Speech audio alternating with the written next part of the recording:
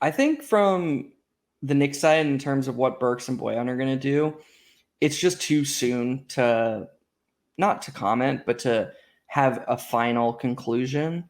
Because especially Burks, but I would say both, neither player is playing the role that they were traded to play or traded for to play, excuse me. Like they were brought in to be the to be the seventh and eighth men on a team that was ready to contend for a championship. And so, like, if you look at Alec Burks' shot chart, when he was in Detroit and he was playing really well, over 60% of his shots were threes, and he was shooting over 40% from three, which is really good. But then he comes to New York, and there are all these injuries, and Tibbs, maybe correctly, is like, okay, Alec, we're going to lean on you a little bit more for playmaking. You're going to have to create some shots of your own.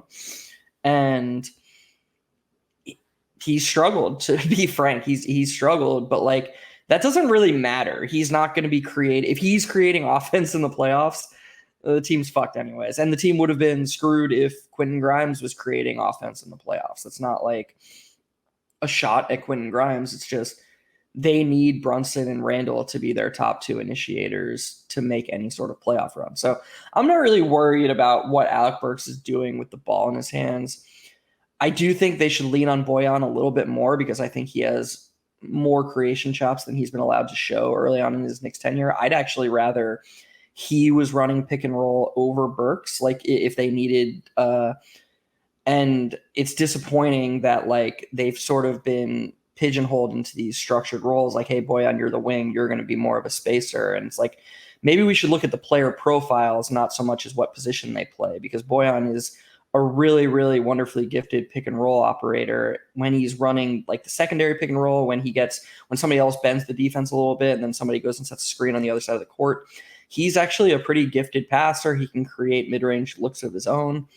So yeah, I mean, there's just a lot of conversation about Alec Burks right now. And it's like, look, if Alec Burks is playing this role in 10 games and 20 games, when the games really, really matter, they don't have much of a chance anyways. So I'm more concerned about his shooting. What about you? Yeah, we have the exact same perspective. Like I could have just been you saying that everything that you just said. The only place that we kind of differ is I have a very sneaky suspicion. I hope that I'm wrong. But I can tell you what the suspicion is and what it's informed by. I have a very sneaky suspicion that they brought in Alec Burks thinking that he can have some playmaking and on-ball creation value, to back up Brunson. So before the trade happened, there was a lot of conversation about, a guy like a Malcolm Brogdon, a Jordan Clarkson, a guy who can kind of run the offense and initiate things and have some creation value when Brunson's off the court. And they didn't get one of those guys. Instead, they got Burks and Boyan, who are largely, two off-ball shooter types. But as you mentioned, Boyan does have some creation abilities. So they brought in those two players who don't necessarily fit the archetype that it seemed like they were looking for. To the outside, I just am a little worried that the organization thought, and maybe I'm worried about this because Tibbs has played Burks at the point guard and we've seen him do that ahead of a player like Emmanuel Quickley.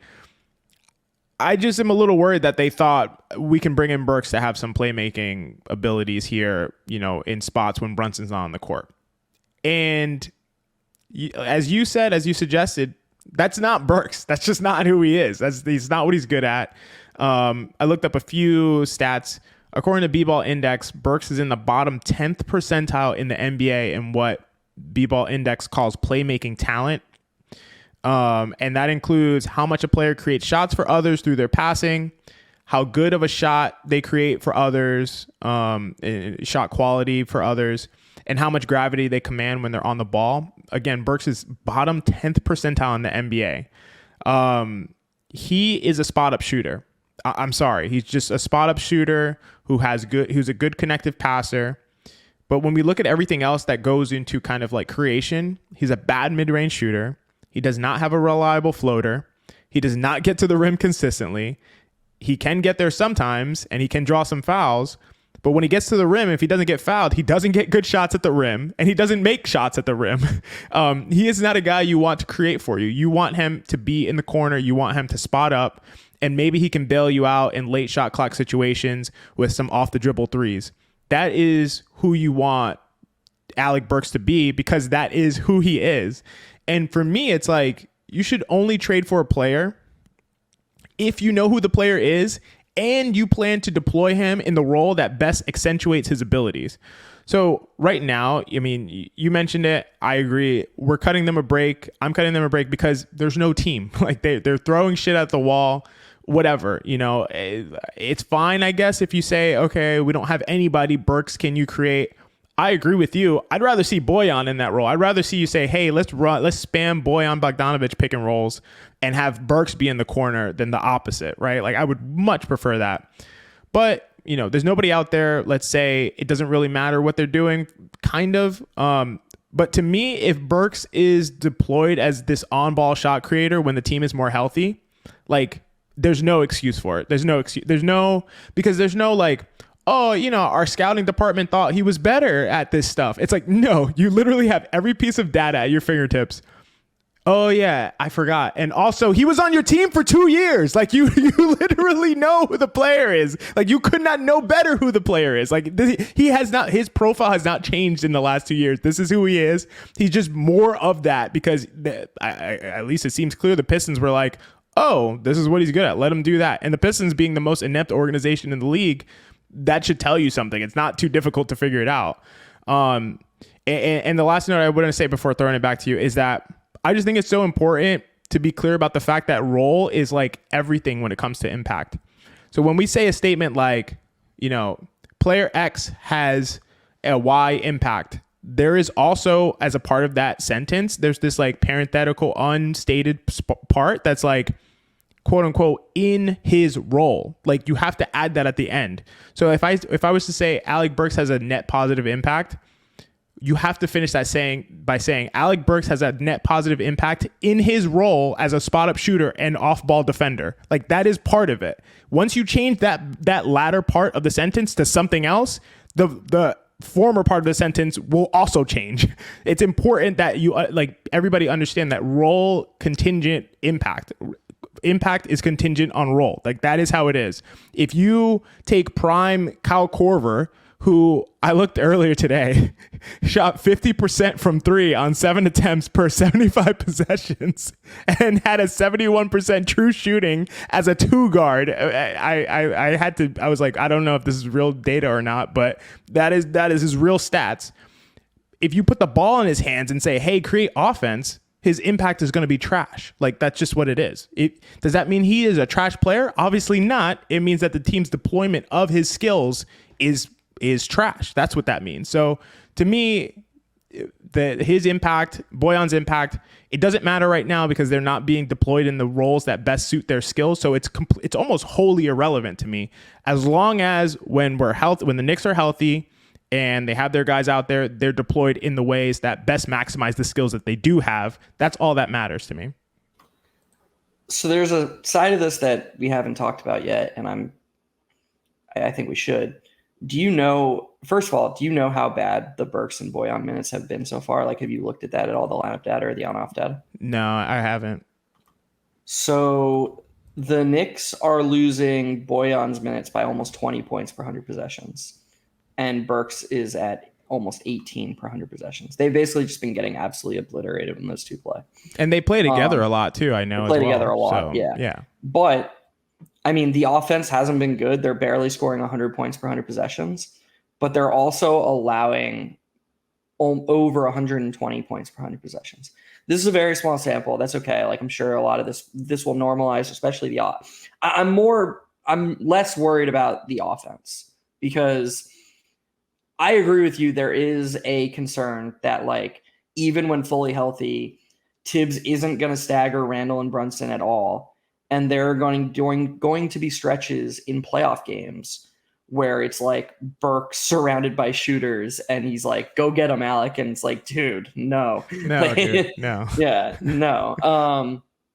I agree that's a concern. But I do think even if that happens, at least in the regular season, if the team just gets healthy, the offense is going to be fine. They just have too many good players. They have too much. Yeah, they just have too many good players for the offense not to normalize a little bit. I am concerned about the defense.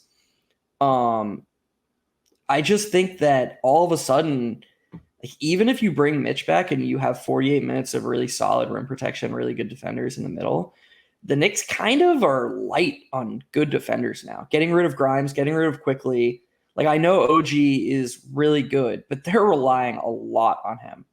A lot. Because, like, what? They have him and DiVincenzo and Hart, and that's about it. I know we can talk a little bit about Julius Randle a little bit. I know me and you are probably more bullish on his overall defensive impact than most are, but, like, I don't know. I don't know if I'd want to, like, rely on Julius Randle as a stopper, a consistent stopper, and if you look at the overall data, we're trending in a very similar direction to where they were trending last season when you went on multiple podcasts and were like, this isn't sustainable. What are we going to do? Because look, the Knicks have now fallen outside of the top 10 in overall defense. They're not a top 10 defense anymore.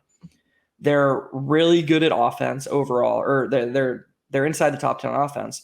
But guess what? They're number one in the league in offensive rebounding percentage again. That is driving their efficiency again.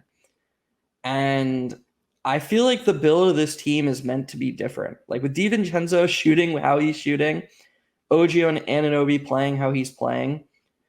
Again, you don't want to jump to too broad a conclusion because they're hurt. There have been, these things. But I am a bit worried that this is just going the direction that it was going last season.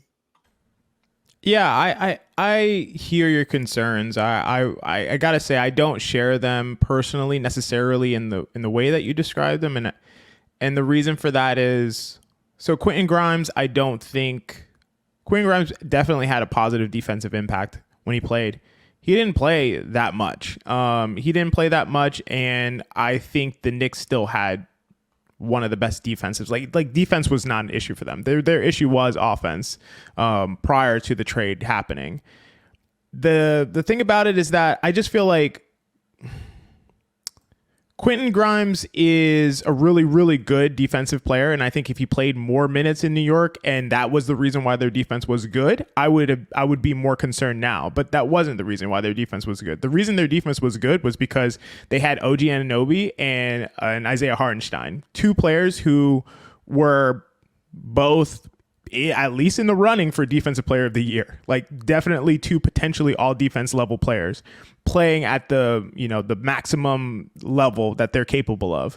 That is why their defense was so tremendous. So to me, the more of the issues is with regard to the defense is the fact that OG is literally not there.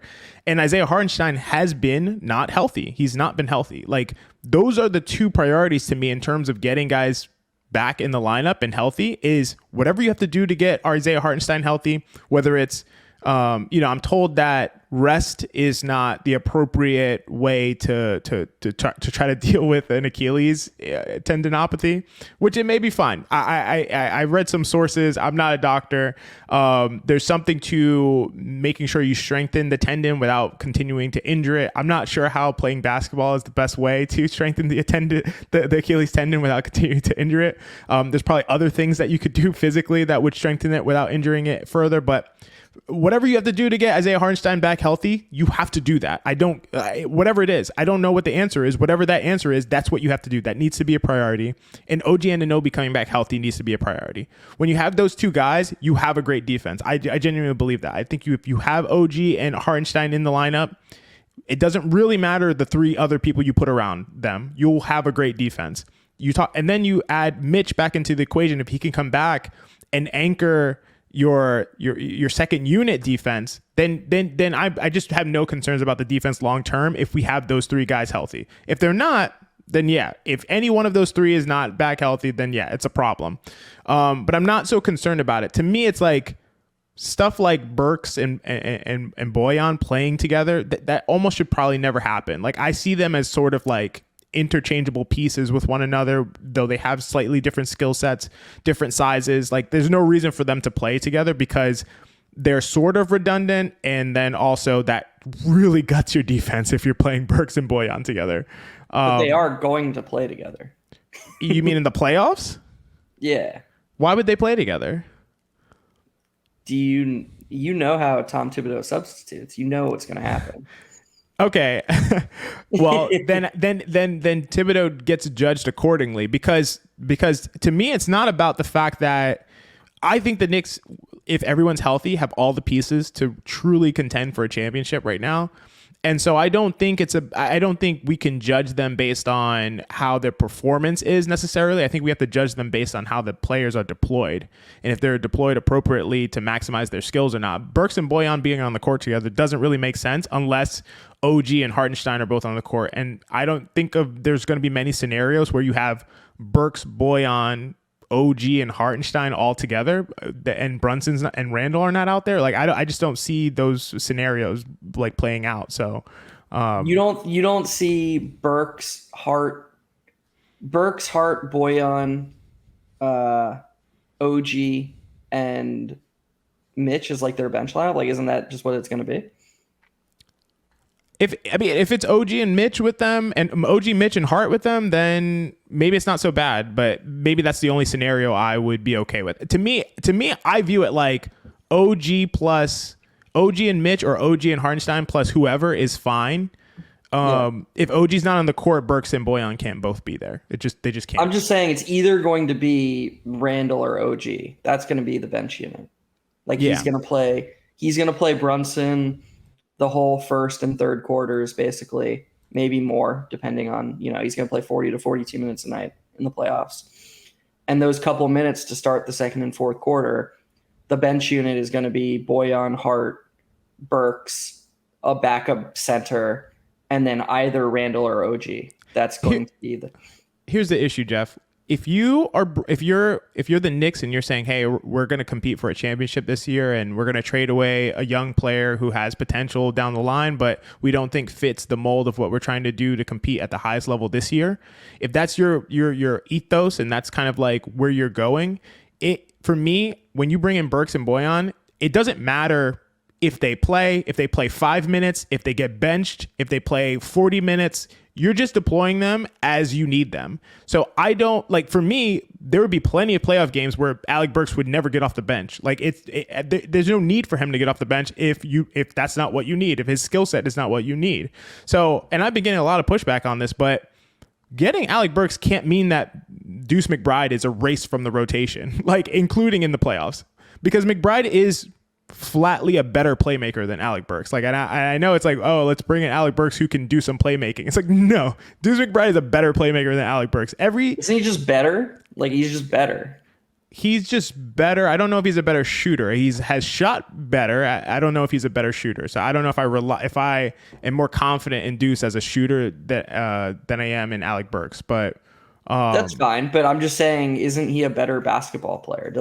Overall, Deuce is a better basketball player than Alec Burks. Shouldn't you do that in the playoffs? Shouldn't you play the better basketball player? I agree. And the point of bringing in a guy like Burks is like, it doesn't matter if he's a DNP because you're not developing him. You're not hoping that he blossoms into something later. You're not trying to get him, important minutes for his development long term. You're just saying, is he going to help me? Yes or no?